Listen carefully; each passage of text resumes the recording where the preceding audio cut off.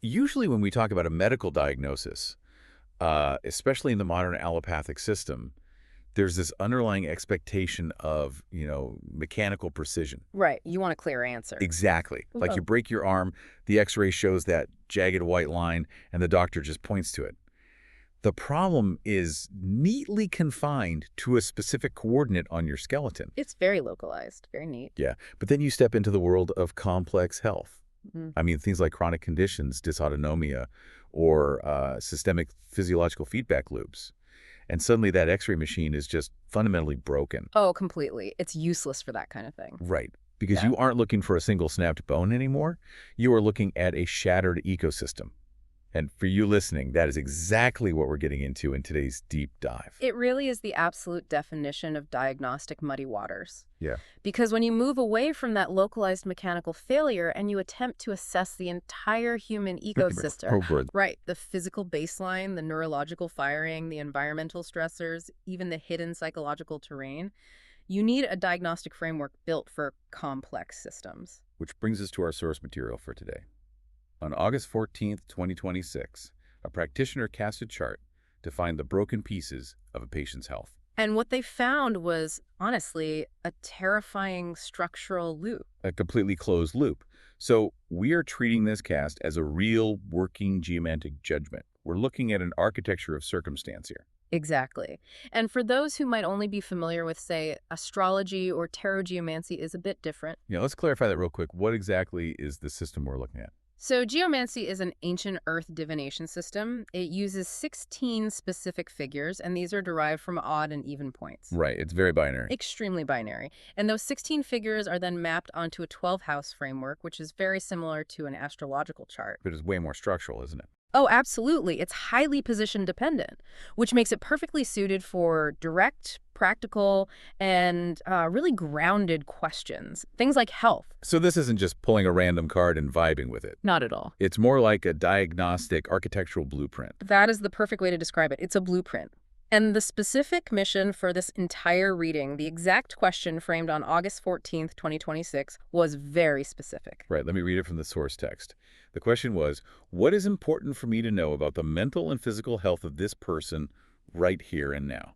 Now, notice the phrasing there. Yeah, it's very deliberate. It isn't asking, will I be cured tomorrow? Or like, do I have this specific disease? Exactly. It isn't asking for a binary yes or no on a pathology. It is asking for a comprehensive environmental scan. An environmental scan, I like that. It demands a holistic accounting of what is actually happening in the parent's ecosystem in real time. Okay, so since we're examining this through the established framework of medical decompositure or a health chart, we obviously aren't reading the houses through their standard mundane lenses, right? Right. We have to adjust the lens. So for you listening, we're not looking at house 10 as career or house 2 as bank accounts. No, in a health chart, the rules change. We are treating house 1 as the patient, their vitality, their physical constitution. And house 6 becomes the pathology itself, the actual illness. Right.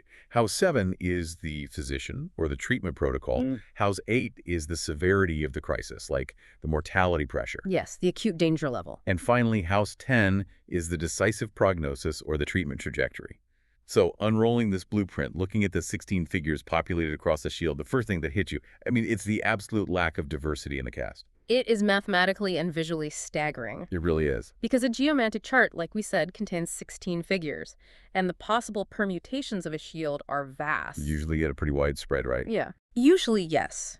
You often see charts with a highly diverse vocabulary, like a different figure in nearly every house. Which would indicate a lot of moving parts. Exactly. A highly scattered, multivariable situation. But this chart just doesn't do that. This chart, it stutters. It totally stutters. It hammers the exact same figures over and over again, and that establishes a massive, overwhelming thematic weight. Let's quantify that stutter for a second, just to ground it.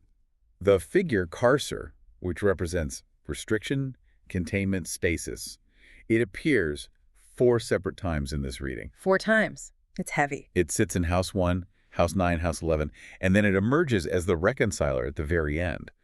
Statistically speaking, for a single figure to dominate the reading that heavily, the binary point generation underlying the mother figures had to be incredibly biased. Precisely. The math was forced into a corner. And we have to look at what Carcer actually is. It's an earthy Saturnian figure. Very dense. Very. Its elemental structure consists of a single point of fire, double air, double water, and a single point of earth. So it's visually pinched. Yes. It is literally bound and constrained on the top and the bottom. When a chart generates Carcer this frequently, it means the patient isn't just dealing with a localized symptom. And they're trapped. They are entirely saturated in an environment of restriction. It's like walking into a patient's room and noticing that not only is the door locked, which would be Carcer in House 1, but the windows are sealed shut. That's Carcer in House 9. Exactly. And their phone has no signal. Carcer in House 11. Wow. Okay, but I have to push back on the mechanics of that interpretation for a minute. Sure.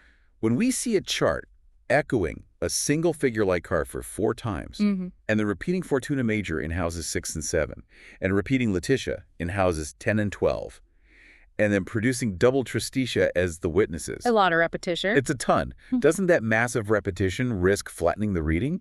I mean, from a practitioner's standpoint, how do you differentiate between a chart that is deeply profound and a chart where the mathematical generation simply, got stuck in a repetitive feedback loop?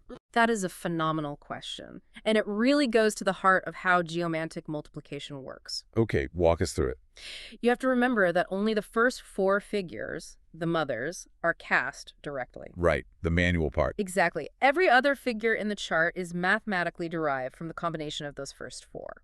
So when you see a chart echoing this aggressively, it isn't a glitch in the math. It's not a mistake. No, it is a feature of the underlying mechanics. The initial input of the mothers contained such a dense concentration of specific odd and even alignments that the resulting daughters, nieces, and witnesses were just forced into structural resonance. So the situation itself has lost its diversity. Exactly. The patient's reality has become a closed system. A closed physiological loop, which makes perfect sense when we look at the load-bearing walls of this chart, the 4 angles. Right, the structural spine. If we want to understand the physics of this closed system, we have to start with the horizontal axis. House 1 versus House 7. The patient versus the physician. Let's look at House 1, the physical and mental state of the patient. And here we find Carcer. Confinement. Stasis. Right. Holding fast. This is a person whose world has shrunk. They are biologically and psychologically locked in. But then you look directly across the axis to House 7, the treatment counterpart, the healer. And sitting right there is Fortuna Major. Greater fortune. Yeah.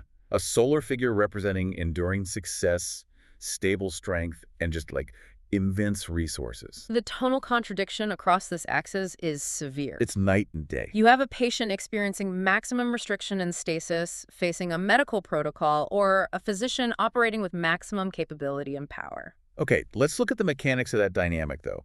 Because if the patient is deeply constrained in an earthy Saturnian state like Carcer. Very rigid. Right.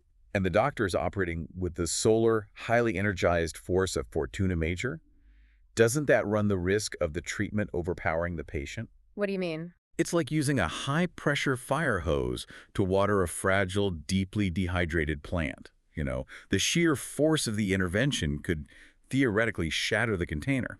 That is the exact danger in medical astrology and geomancy when a benefic is too powerful for the patient's constitution. So it's a real risk. It is. However, we have to look at the structural relationship here. Carcer is deeply fortified. Right, it's not delicate. Exactly. It isn't a fragile, glass-like figure. It is a prison wall. Yeah. The patient is stuck, yes, but they are also highly defended. Oh, that makes sense. So the strength of the doctor in Fortuna Major isn't going to break them. It is going to provide the exact level of industrial-grade leverage required to move a deeply entrenched object. So it's a functional mismatch in the subjective experience, but a perfect match in objective necessity. Yes. Think of a physiological equivalent for you listening.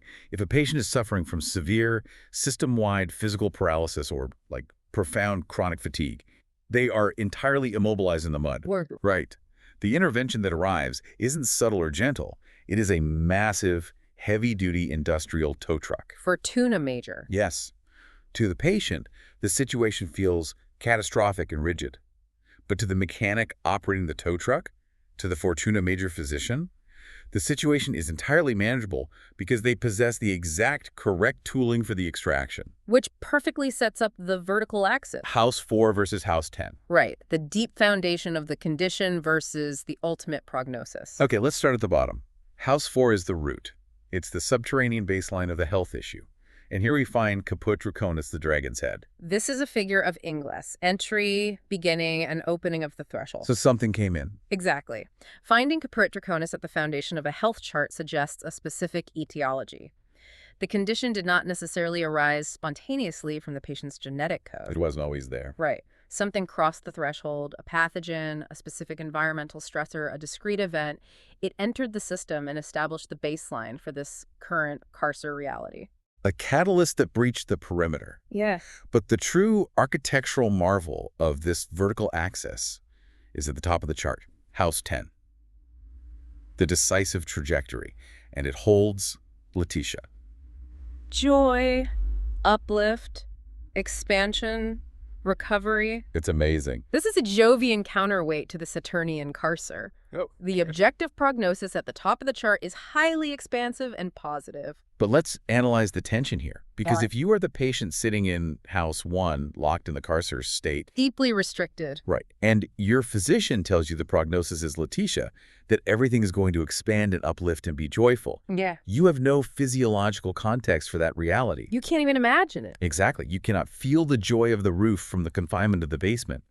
How does a practitioner navigate that cognitive dissonance with a patient? You navigate it by validating the mechanical reality of the chart. Tell me more about that. You do not invalidate the carcer experience. The restriction is physically and psychologically real to them.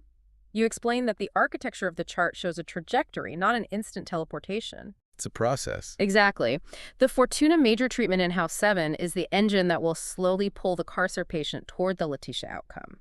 It is a process of systematic extraction. And the difficulty of that extraction becomes incredibly apparent when we move off the structural spine and look at the inner houses. The day-to-day granular reality of the illness. Yeah, let's look at the triad of vitality in the nervous system. That's houses 2, 3, and 5. House 2 maps the patient's energy reserves and available physiological resources. And here we find populace. The multitude, characterized by passivity, fluctuation, and dispersal.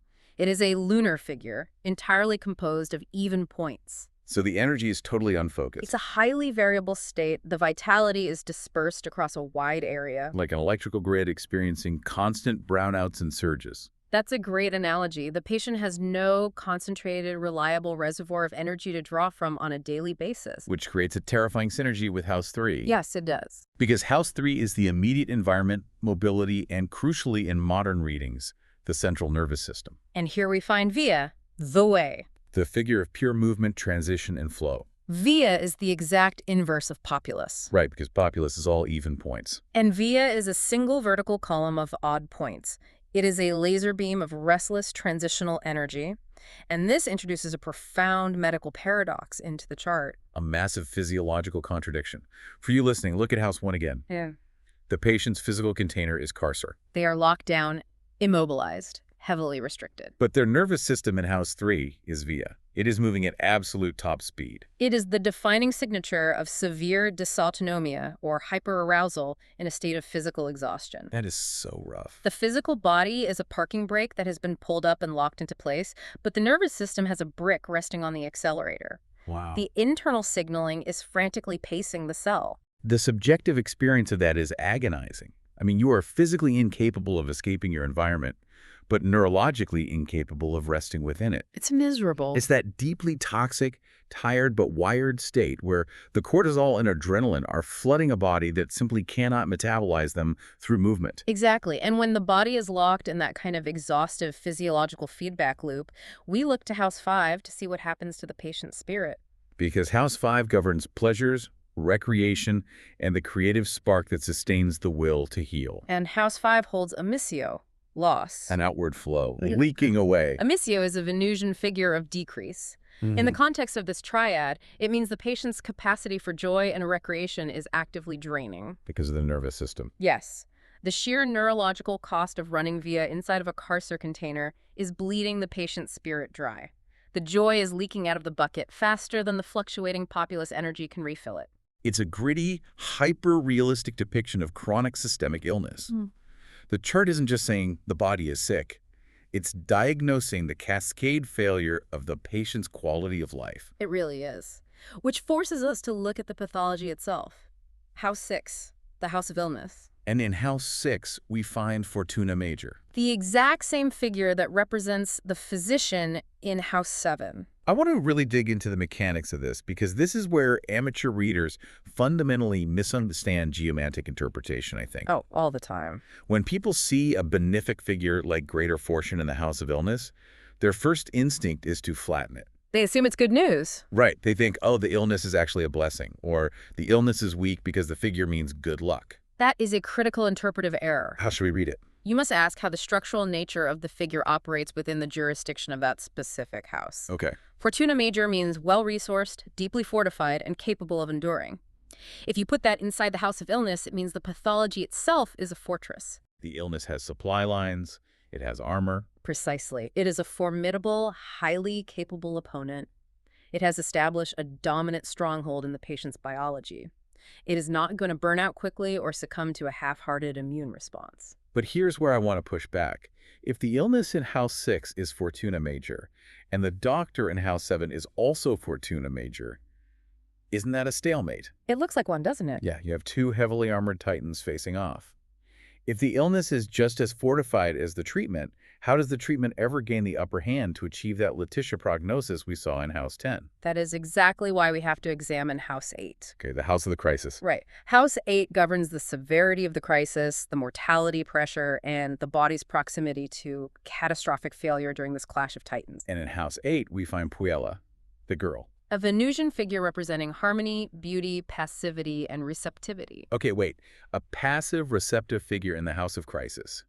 In a medical context, couldn't passivity mean the body is simply surrendered? It could in some contexts. Like, couldn't a lack of resistance in the crisis house indicate that the immune system has completely given up the fight? If the patient's vitality in House 1 was fundamentally weak, say, a figure like Amicio or Rubius, then yes, passivity in House 8 could indicate a dangerous lack of biological resistance. That our patient isn't weak. Exactly.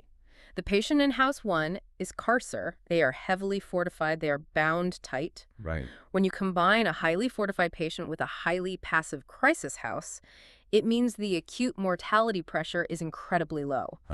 The illness is stubborn, yes, but it is not inherently destructive or rapidly mutating. It isn't tearing through the organ systems. It is stable. Okay, that makes sense. The passivity of Quilla means the battlefield itself is not deteriorating while the Fortuna Major doctor goes to work on the Fortuna Major illness. That distinction is so vital. It's a chronic siege, not a violent acute hemorrhage. The body has time to undergo the treatment without collapsing under the strain of the intervention. But while the physical body might be stable, the psychosocial container is under immense pressure. Let's look at houses 9 and 11. This is where the mathematical stutter of the chart rears its head again. We see carcer, the figure of restriction, repeating in both of these houses. House 9 is the philosophical dimension, the higher worldview, meaning-making. And House 11 governs hopes, wishes, and the external community support network. So the primary pathology of House 1, that feeling of imprisonment, has metastasized into the patient's cognitive and social frameworks. Yes, they are no longer just physically restricted, they're philosophically trapped. Their beliefs have become rigid. Rigid and unable to conceptualize a purpose outside of their current suffering. And socially in House 11, the perimeter is closed. Community support is restricted. Whether the illness physically prevents them from accessing their social network or the psychological weight has caused them to deliberately withdraw, they're living in a closed loop. The walls are closing in from the body, the mind, and the community simultaneously. So to understand the temporal reality of this closed loop-like, how long it has been operating and how it will naturally resolve, we must drop below the 12 houses and analyze the foundation of the calculation. The terminal figure. The narrative arc. The right witness, the left witness, the judge, and the reconciler. These figures distill the chronological timeline. Let's look at the right witness. This represents the visible origin of the current dynamic. It is the beginning of this specific health chapter. And here we find Tristitia. Sorrow, heaviness, downward motion. Another Saturnian figure. So the onset of this condition was characterized by profound melancholic descent. It wasn't a sudden, sharp, inflammatory snap. It was a slow, crushing weight settling over the patient. And we look to the left witness to see the unfolding of the middle of the story, the sustained development of the condition. and we find tristetia again. Double tristetia. This mathematical symmetry is a glaring diagnostic marker. How so? Both the origin and the sustained development of this health crisis carry the exact same profound heaviness. The structural reality has not shifted. Wow. The patient has been carrying a chronic, unbroken burden of sorrow and physiological depression for an extended period. If we look at traditional humoral theory, double tristitia speaks to a massive accumulation of black bile. It is a deep, systemic, melancholic state that has essentially frozen the body's metabolic fire. That's spot on. But what happens when you combine those two states of heaviness? We take the points of the right witness, add them to the left witness, and generate the judge. The final verdict of the natural trajectory. And the judge is populace. The multitude, dispersal, passivity. And this is where the chart genuinely surprised me, because after this incredibly heavy, dramatic setup, the double tristitia witnesses, the intense clash of Fortuna Major in the middle of the chart, and the promise of Letitia at the top, I fully expected the mathematical generation of the judge to produce a triumphant, highly energized victory figure. Like what? Something like Acquisitio or another Fortuna Major. Right. But we get populace, the crowd. It feels distinctly anticlimactic, you know? Doesn't that undermine the joyful prognosis of House 10? It doesn't undermine it. It contextualizes it in reality. You have to understand that in matters of chronic health, an anticlimactic verdict is often the most profound blessing you can achieve. Really? Explain that. Populace is a lunar figure that diffuses focus. It waters things down. When Populace acts as the judge following an extended period of Saturnian heaviness and restriction, it represents a systemic return to baseline ordinariness. The dilution of the pathology. Exactly.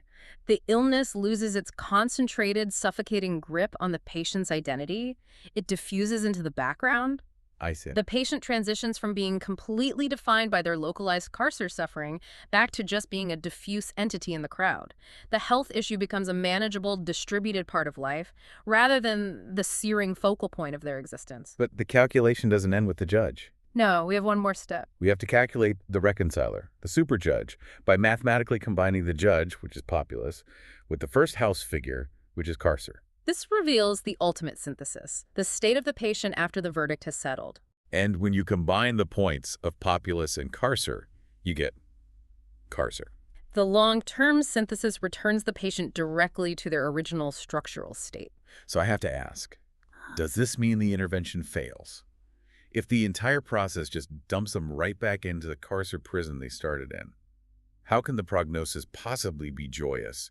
Aren't they just trapped again? This is where we must distinguish between an acute pathological state and a fundamental constitutional baseline. Okay, lay that out for us. The acute sorrow of tristatia diffuses through populace. The specific illness is managed. But what the carcer reconciler reveals is that this patient's inherent long-term biological and energetic shape is naturally bounded. They are constitutionally introverted. Yeah. Structurally contained. Yes. Their default setting requires strict boundaries. Oh, I get it. The healing process doesn't transform them into an infinitely expansive, highly energized being. It restores them to their natural, contained state, but strips away the suffering that was previously trapped inside that container. So the architecture remains. The architecture of containment remains, but it functions as a safe boundary rather than a punitive cell. That is a phenomenal distinction. It's the difference between being locked in a prison against your will and choosing to live in a highly structured, secluded hermitage. Exactly. The walls look exactly the same, but the internal experience is entirely different. Which brings us perfectly to the special factors hidden within the chart. Geomancy has these brilliant systemic trapdoors that reveal the underlying flows of energy and intention. Let's start with the elemental flow. Yeah. The sources specifically note that in this cast, there is no way of points. Right. And the way of points is the method used to trace the elemental fire of the chart. You follow the specific points from the judge back up through the witnesses, nieces, and daughters to find the ultimate generative root of the situation. And when a chart has a clear way of points, it indicates that all the tension, all the elemental fire is funneling into a single acute pressure point. But this chart lacks one. The fire does not track back to a single source. Exactly. How does that manifest physiologically? It means the load is distributed. The energy of the condition is spread evenly across the physiological systems rather than funneling into a single catastrophic point of failure. It's systemic. Systemic. There is no singular organ or localized trauma drawing all the heat. This perfectly aligns with the populace judge. The pathology is diffuse, systemic, and distributed. But the truly staggering revelation in the special factors is the calculation of the lots. The Arabic parts apply to geomancy. Right. We calculate two main points of gravity based on the mathematical distribution of figures. First, the part of spirit, which reveals the underlying intention, the animating impulse of the situation. And second, the part of fortune, which reveals where the material luck or practical relief gathers. In this specific reading, both the part of spirit and the part of fortune calculate to the exact same location. House 12. House 12 is the house of hidden factors, secret stressors, self-undoing, and institutional confinement. And the figure occupying House 12 is Letitia. Joy. This is without a doubt the most complex, paradoxical, and deeply psychological feature of this entire judgment. Let's unpack the mechanics of what this actually means. The deepest spiritual intentionality of this illness, and the material, worldly relief of this situation, are both joyful. But because they are located in House 12, they are entirely hidden from the patient's conscious awareness. The patient is biologically incapable of seeing the benefit of their own condition. It's a mechanism of unintegrated secondary gain. It's like if the patient is locked in a room, which is carcer in House 1, crying and suffering from chronic heaviness, the double tristetia, they feel entirely isolated and cursed. Completely. They're completely unaware that someone has secretly slipped a winning lottery ticket under their mattress. The joy is physically in the room with them, but because it is hidden in the 12th house, it is unseen and unintegrated. We have to ask, though, how does a state of chronic restriction possess a hidden intention of joy? Right. It sounds contradictory. In the psychology of chronic illness, we frequently encounter the phenomenon of the body enforcing boundaries that the mind refuses to set. Oh, wow. If this patient's constitutional baseline is carcer, meaning they require high levels of structure, rest, and containment to function, but they were actively denying that baseline. Continually overworking or overextending themselves. Exactly. The body's only remaining mechanism to force compliance is to manifest a highly stubborn illness. The illness becomes the biological enforcer of the boundaries the patient was neglecting. Yes. So the hidden intention, the part of spirit, and the hidden relief, the part of fortune, is the profound, secret joy of finally being permitted to stop. The illness grants them the social and physical permission to withdraw, to rest, to be contained. But because that joy is relegated to the 12th house, it is disguised as a curse. The patient experiences deep guilt over their lack of productivity. They feel trapped by the carcer state. They are entirely failing to realize that the illness is actively protecting them from a systemic collapse that would have occurred had they kept pushing. And until they lift the mattress and integrate that hidden benefit, the restriction will only ever feel punitive. That is immense. And to truly drill down into the physiological tissue of that dynamic, we have to apply the final diagnostic lens, the historical Astro-geomantic overlay. So we take the underlying geomantic structure and we apply an astrological matrix over the top of it. Assigning planets and zodiac signs to the figures based on their positions. Right. And we must make explicit historical correction here, as noted in the source materials. While this specific method of planetary assignment is widely circulated in modern texts as the Gerard de Cremona method, rigorous scholarly research has corrected this. Yes, the methodology applied here is accurately attributed to Gerard of Sabianetta. Right. We use the recognized terminology to orient practitioners, but we acknowledge the historical reality of the author. Now, the absolute critical rule of applying the Sabianetta overlay is that it does not override or replace the primary geomantic figures. The Earth divination remains the foundation. The astrological overlay simply adds a layer of elemental weather and localized dignity to the houses. It's a secondary diagnostic lens. Let's apply that lens to the patient's deep tissue in House 1. We know the primary geomantic figure is carcer.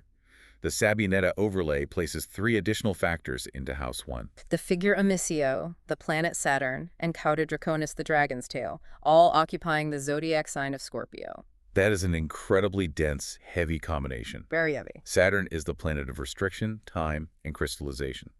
Scorpio is fixed water deep, intense, holding on tightly, and Cauda Draconis represents an exit point, a purging, or downward drain. We must immediately perform an essential dignity audit. Does Saturn possess any major classical dignity or debility in the sign of Scorpio? No. It operates neutrally. Right. However, the elemental flavor of Saturn in Scorpio, combined with the purging nature of the dragon's tail, adds a profound layer of deep tissue withdrawal to the patient's carcer state.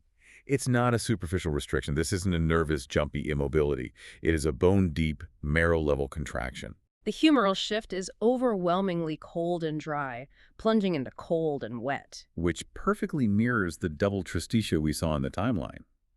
The patient's biology is deeply, chronically contracted. Now, compare that deep tissue contraction to the dynamic playing out between the illness and the healer, houses 6 and 7. We established earlier that both houses are occupied by the heavyweight figure Fortuna Major. So how does the Sabionetta overlay color this specific battlefield? In House 6, the overlay assigns Mercury and Caput Draconis, the dragon's head, in the sign of Aries. A dignity audit reveals Mercury has no major dignity in Aries, but consider the elemental action. Aries is cardinal fire. It is fast, aggressive, sharp, and highly inflammatory. Mercury governs communication, signaling, and the nervous pathways. And Caput Draconis signifies ingress and expansion. So while the primary figure of the illness is the deeply entrenched, stubborn Fortuna Major, the specific behavior of the illness within that fortress is fast-moving, highly communicative, and inflammatory. Yes, it wants to spread aggressively through the nervous signaling. It's an irritating, fiery pathology operating from within a heavily fortified bunker. Which makes the assignment in House 7 absolutely breathtaking. Yeah, this is huge. The Sabionetta overlay places the planet Venus in the sign of Taurus in the house of the physician. This is where the structural math of the chart delivers its most profound comfort for the patient. We must emphasize the essential dignity audit here, above all else. Venus in Taurus is in domicile. It is the ruling planet sitting in its own ruling sign. Out of all the complex planetary placements generated across this entire medical chart, Venus in Taurus is the only planet operating with a major classical dignity. Let's explain the mechanics of domicile in a medical context for a second. If you have a brilliant, highly capable surgeon, that's the Fortuna Major figure. Right. But that surgeon is operating in a muddy tent in a war zone with no electricity. Their capability is severely debilitated. They cannot execute their skills. But Venus in domicile means that brilliant surgeon is operating in their own custom-built, state-of-the-art theater. They are fully rested, heavily funded, and perfectly supported. The planet has access to all of its inherent resources. It operates with immense, natural, unhindered functional strength. And consider the elemental nature of Venus in Taurus. It is fixed Earth. It is slow, steady, incredibly soothing, and highly grounding. It is the absolute perfect physiological and elemental counterbalance to an illness that is behaving like Mercury in Aries, fast, fiery, and irritating. But does the fixed Earth of Venus in Taurus risk moving too slowly to catch the cardinal fire of Mercury in Aries?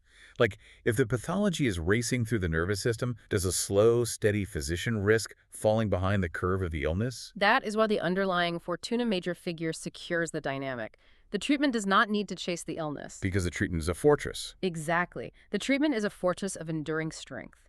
Venus in Taurus will not be rushed, panicked, or goaded by the Aries inflammation. It will systematically, patiently, and luxuriously dismantle the pathology over time. It suffocates the fire with immense, steady, cooling earth. And what happens in the crisis house while that dismantling occurs? House 8 gave us the gentle, passive figure of Aquila. The Sabionetta overlay places the Sun and Mars in Gemini in House 8. Neither planet possesses dignity here. Sun represents vitality. Mars represents activation, heat, and the immune response. Gemini is mutable air, highly dualistic, and communicative. This adds a crucial layer of nuance to our understanding of the crisis. While the overarching mortality pressure is mild and passive with Puella, The internal microscopic reality of the regenerative process is highly active. Mars in Gemini suggests the immune system is actively communicating, sending rapid dual signals, buzzing with the effort of repair. The body is working incredibly hard under the surface, even though the outward danger remains securely subdued. Okay, we have systematically deconstructed the mechanics of this chart. We really have. We've mapped the primary load-bearing angles, the physiological triads, the narrative terminal figures, the hidden systemic lots, and the elemental overlay of the Sabionetta system. Now we have to synthesize this data. We have to deliver the final verdict for the individual who cast this chart on August 14th, 2026. Synthesis requires the practitioner to clearly separate the temporal layers of the judgment, right? So the patient can orient themselves within the timeline. We must distinguish what is immediately visible, what is temporarily obscured, what is passing, and what is permanent. The visible, subjective reality is severe restriction. The patient is deeply contained in carcer, experiencing a profound, marrow-deep withdrawal colored by Saturn and Scorpio. Their timeline is characterized by the chronic heavy sorrow of double tristitia. And their nervous system is locked in the exhaustive hyperarousal of Via. They are facing a stubborn, fortified illness operating with fiery, inflammatory Aries energy. That is the grim reality of their daily experience. But the objective architectural reality reveals a vastly different trajectory. They are supported by a flawlessly positioned, incredibly resourced physician. Fortuna Major enhanced by Venus in domicile. This elite level of care guarantees that the acute danger remains passive and contained in House 8.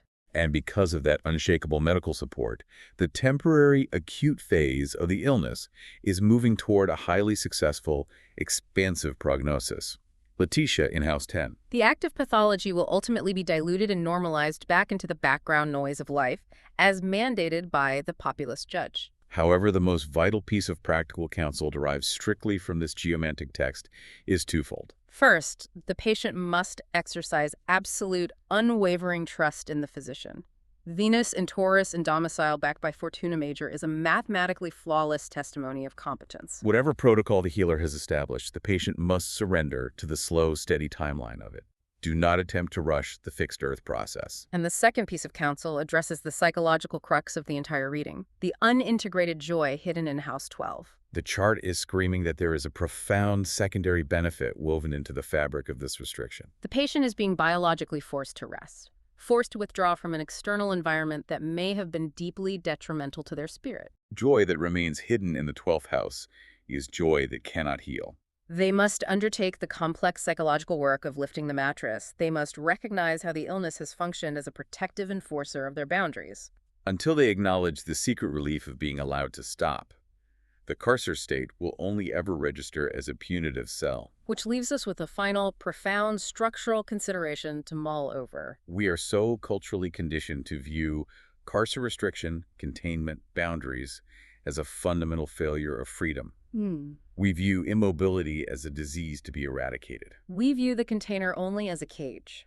But the reconciler of this chart proves that this patient's ultimate baseline, their healthiest structural synthesis, is carcer. What if true healing for this specific individual isn't about destroying the walls and running out into the infinite, unbounded fields? What if a lack of boundaries is exactly what poisoned them in the first place? If you shatter the container of a fluid that requires holding, the substance doesn't become free. It simply spills out, disperses, and is entirely lost. The ultimate cure indicated by this chart isn't the eradication of the container. It is the realization that the container is necessary. The healing is learning how to construct a carcer architecture that feels deeply safe rather than deeply punishing. The restriction is the cure. It brings us right back to the broken X-ray machine. Geomancy doesn't just show us where the bone snapped, it maps the structural load of our entire circumstance. Sometimes that structure feels like it's crushing us. But sometimes that rigid, heavy structure is the exact mechanism holding us completely still so the healer can finally do their work. You have to let the mud hold you still so the tow truck can secure the line. Keep mapping the architecture of your own muddy waters. Look for the hidden logic and the restrictions, and we will catch you on the next deep dive.